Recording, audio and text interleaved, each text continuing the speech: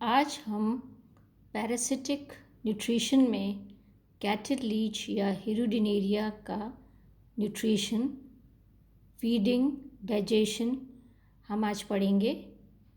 Food, feeding, digestion cattle leech में आज हम पढ़ेंगे। जैसा कि आपको पता है कि लीच जो होती है वो एक एक्टोपैरासाइट है और ये फ्रेश वाटर में पाई जाती है, पॉन्ड्स, रिवर्स, लेक्स में, जहाँ पर बड़े बड़े एनिमल्स जैसे कैटल्स होती हैं, गाय भैंस आदि पानी में आते हैं तो उन पर पानी पीने के लिए आते हैं, बैठने के लिए आते हैं, उन पे चिपक कर उनसे ब्लड सक करती है। क्योंकि ये एक एक्टोपैरासाइट है तो इसका फीडिंग अपैरेटस और एलिमेंट्री कैनाल जो है वो वेल अडेप्टेड है पैरासिटिक मोड ऑफ फीडिंग के लिए। और इसका जो एलिमेंट्री कैनाल और डाइजेस्टिव सिस्टम है उसके कुछ पार्ट्स हैं जो हम यहाँ पर पढ़ेंगे।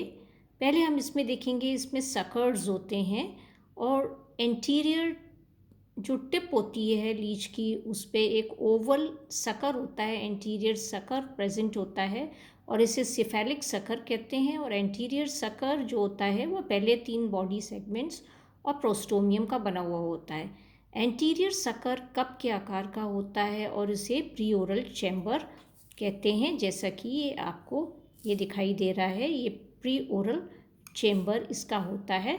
और प्री ओरल चैम्बर जो होता है आगे जाके ये माउथ में ये खुलता है। पोस्टीरियर एंड पर एक और सकर होता है जो जिसको पोस्टीरियर सकर कहते हैं। राउंड पोस्टीरियर सकर होता है और इसका फंक्शन सिर्फ अटैचमेंट का होता है। आगे हम इसमें एलिमेंट्री कैनाल पढ़ेंगे। तो लीच की जो एलिमेंट्री कैनाल होती है वो कंप्लीट एलिमेंट्री कैनाल इसमें है। और जैसा कि हम अभी देखेंगे कि इसकी एलिमेंट्री कैनाल की पूरी एलिमेंट्री कैनाल, ये कंप्लीट एलिमेंट्री कैनाल आप देख सकते हैं इसमें।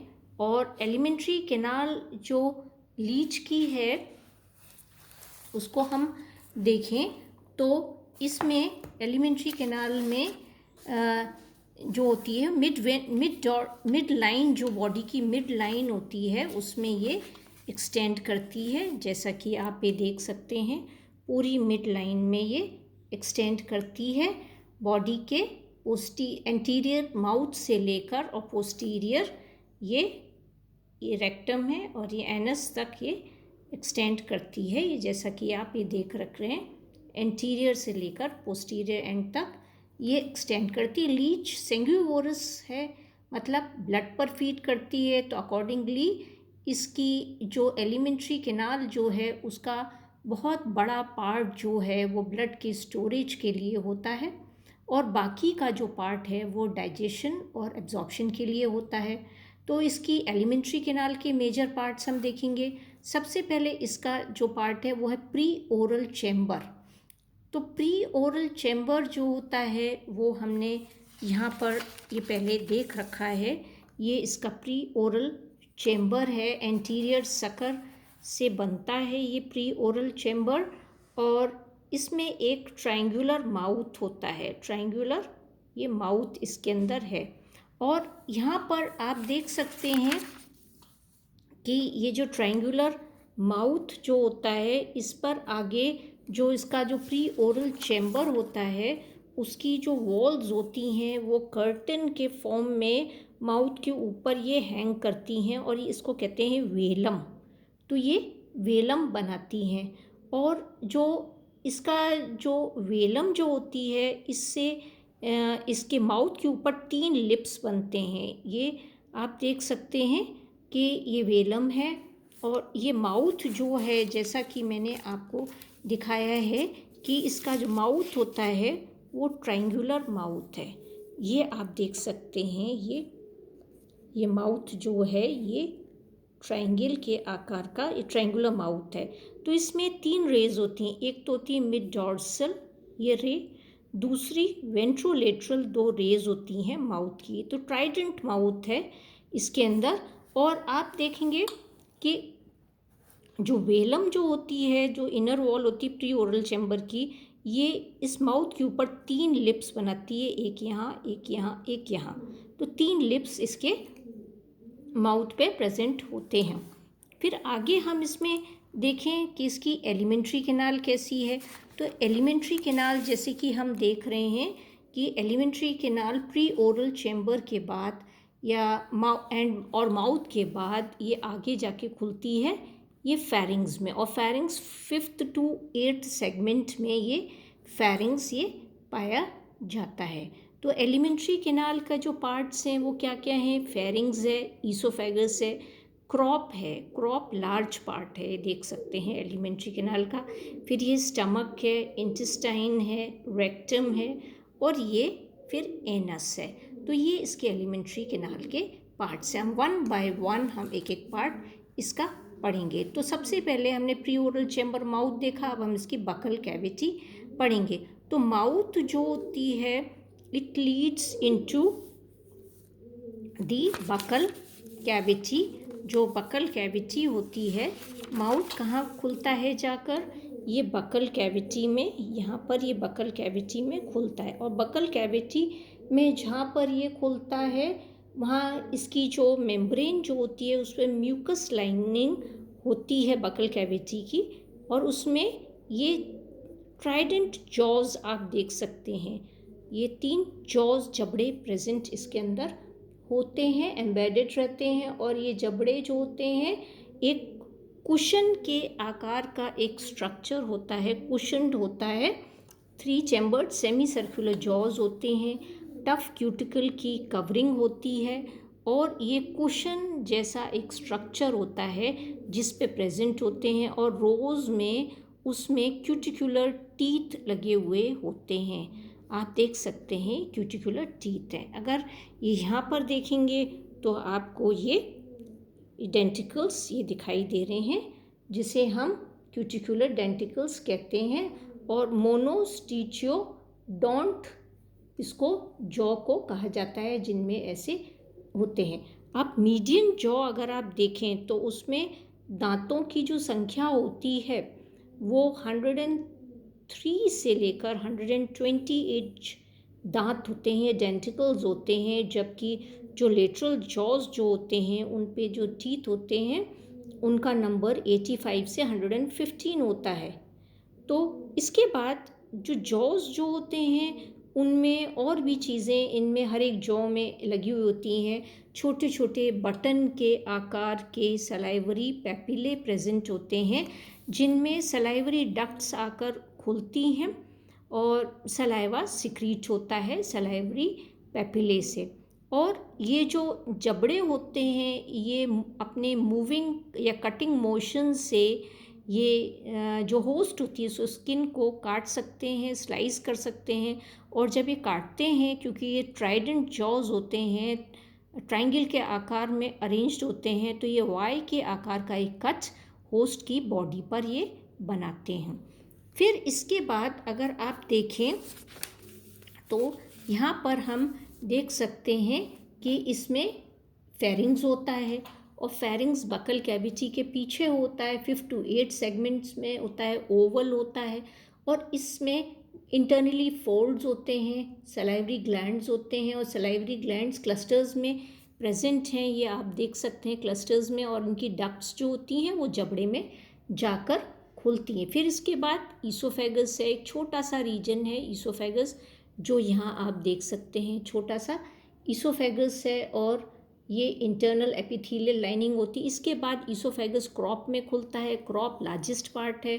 2/3 पार्ट जो एलिमेंट्री कैनाल का है वो क्रॉप्स हैं, और ये क्रॉप्स 9 to 18 सेगमेंट्स में ये क्रॉप्स होते हैं। क्रॉप अगर आप देखें तो इसमें क्रॉप जो होते हैं इन पे स्फिंक्टर्स होते हैं। हर एक क्रॉप अपने एडजेसेंट क्रॉप में एक छोटी सी ओपनिंग जिस पे स्फिंक्टर लगा होता है उससे ये खुलता है। और क्रॉप जो होता है एंटीरियर एंड पे नैरो होता है, पोस्टीरियर एंड पे ब्रॉड होता है।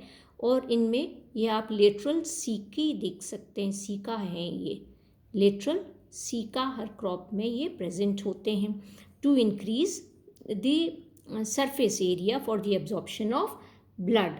तो ये इसका क्रॉप है। अब क्रॉप जो होते हैं, जो लास्ट चेम्बर है क्रॉप का वो फनेल लाइक होता है, और वो जाकर स्टमक में ये खुलता है। और ये जो स्टमक होता है वो 19 सेगमेंट में प्रेजेंट होता है और हार्ट शेप्ड ये छोटा सा स्टमक होता है। और इसकी लाइनिंग जो होती है स्टमक की, कैविटी की लाइनिंग म्यूकोसा की बनी हुई होती है और बहुत सारे इसके अंदर विलाई होते हैं to increase the absorptive surface. इसके बाद इंटेस्टाइन है, तो स्टमक जो है वो आगे जाके इंटेस्टाइन में खुलता है, जो कि 20 से 22 सेगमेंट में ये इंटेस्टाइन प्रेजेंट होती है।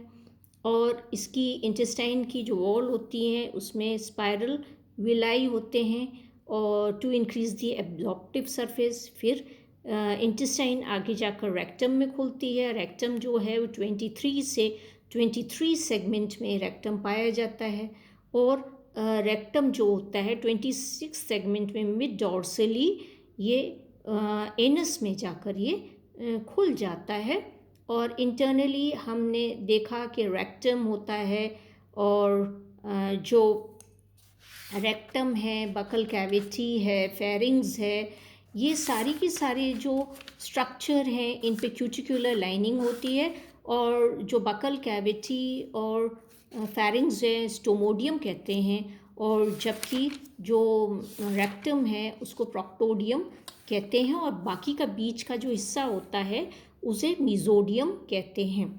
तो यहाँ पर इसमें हम देखें तो मीजोडियम में गॉबलेट सेल्स भी प्रेजेंट होते हैं और एलिमेंट्री कैनाल में म्यूकोसल एपिथेलियम होती है, कनेक्टिव टिश्यू होते हैं, हीमोसिलोमिक कैपिलरीज होती हैं, सर्कुलर मसल्स फाइबर्स होते हैं।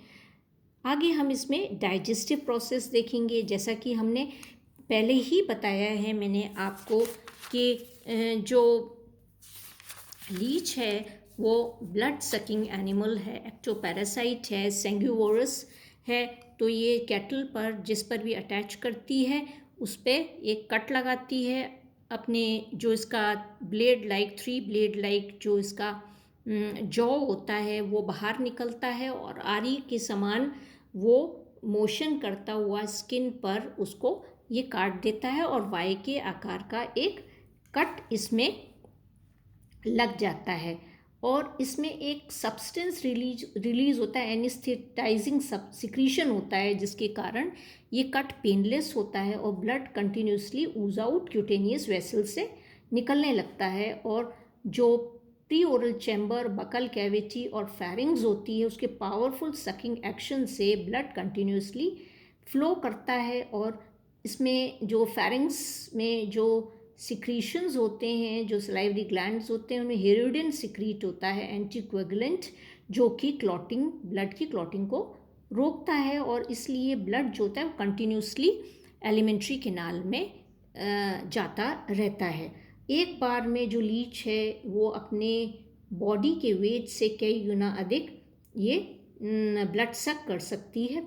इसके बाद हम देखते हैं जब ये इंजेक्शन होता है ब्लड का तो ये क्रॉप में ब्लड पहुंचता है और क्रॉप में जब ब्लड ये जाता है तो उसके डायवर्टिकुलर में ये भरा हुआ रहता है। और क्योंकि ब्लड में हेरोडिन मिला हुआ है इसलिए उसका कोएगुलेशन ब्लड का नहीं होता है और उसका हीमोलाइसिस वहाँ पर होने लगता है क्रॉप में, और ब्लड कॉर्पसेल्स टूट जाते हैं और हीमोग्लोबिन रिलीज हो जाता है। इसलिए ब्लड जो होता है वो डार्क रेड कलर का दिखाई देता है।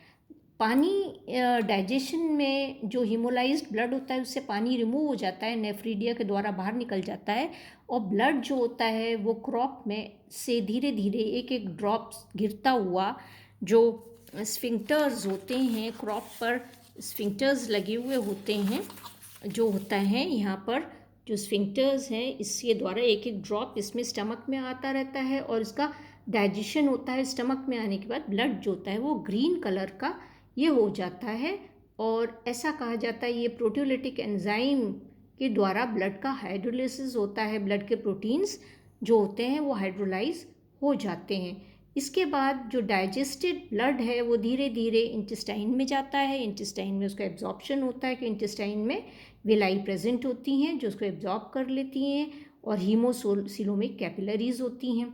इसके बाद जब डाइजेशन पूरा हो जाता है तो बहुत ही थोड़ा सा अनडाइजेस्टेड जो ब्लड होता है वो एलिमिनेट हो जाता है, रेक्टम से होता हुआ एनस से बाहर चला जाता है। कंप्लीट डाइजेशन और एब्जॉर्प्शन में एक बार में जो लीच ब्लड सक करती है उसको करीब 1 वर्ष लगता है।